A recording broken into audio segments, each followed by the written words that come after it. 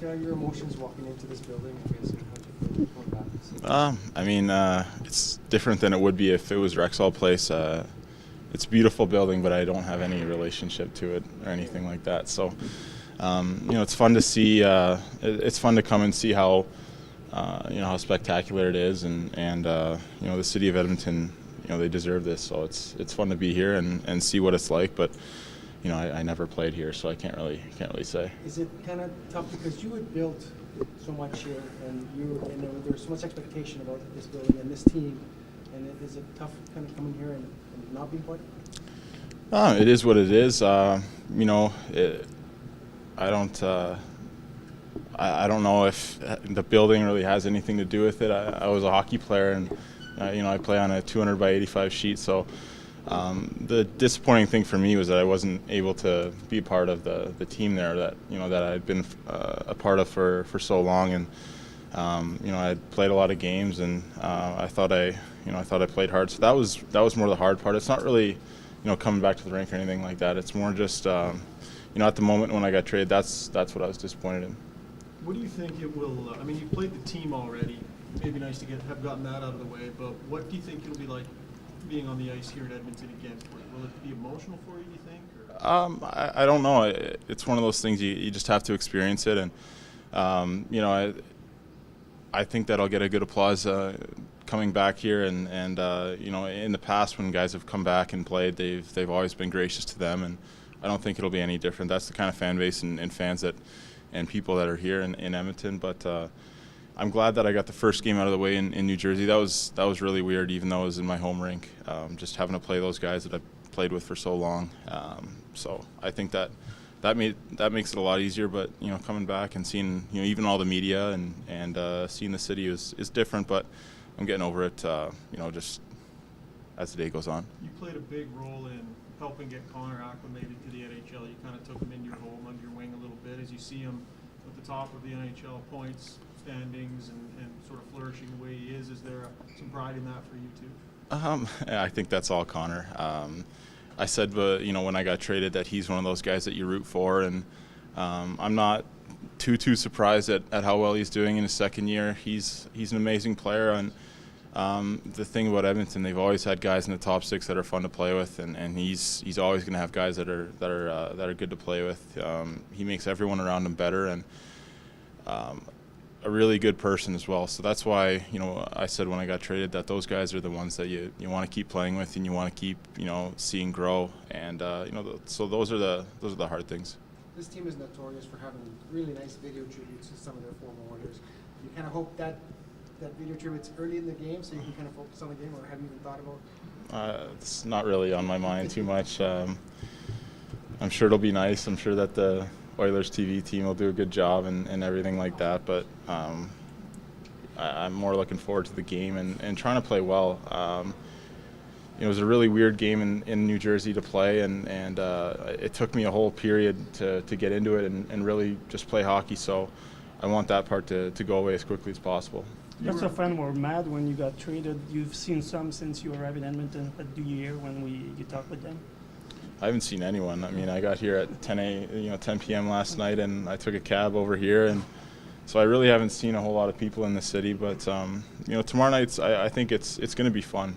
Not only is it going to be fun to play an exciting team and to be in this building for the first time, but we're struggling in our room right now. We need some wins. We're struggling to get wins, so that's my main goal, and hopefully the other stuff turns out really well.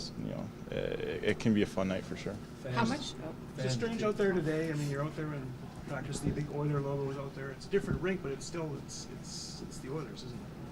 Yeah, no, it's definitely different, and like I said, the weirdest part playing in Jersey was warm-ups. Just seeing everyone skating around in Oilers jerseys. So you got to get over that as quickly as possible. And like I said before, it's not Rexall Place, so it's not like I played here a whole lot. It's a completely different rink, and really, I mean, it doesn't have the same character as Rexall Place had just yet. It's a new arena, so I'm looking forward to tomorrow. How much if you had asked to be traded or you went free agency, the fans might look at those sort of players differently than guy who was traded out from under when he didn't expect it. So you're expecting the fans are going to say, hey, it wasn't his call though. I'm not expecting anything from the fans. I mean, to be honest, it's not like they owe me anything. They're fans of the Oilers, and sure that they can be fans of individual players, but they have a right to cheer for their team, and so I'm not too worried about my my applause or my video or anything like that. That's just all secondary. It's about hockey, and while I did really enjoy my time here and the way that the fans treated me, that was great. But I love just playing hockey. How would you evaluate your time in New Jersey right now?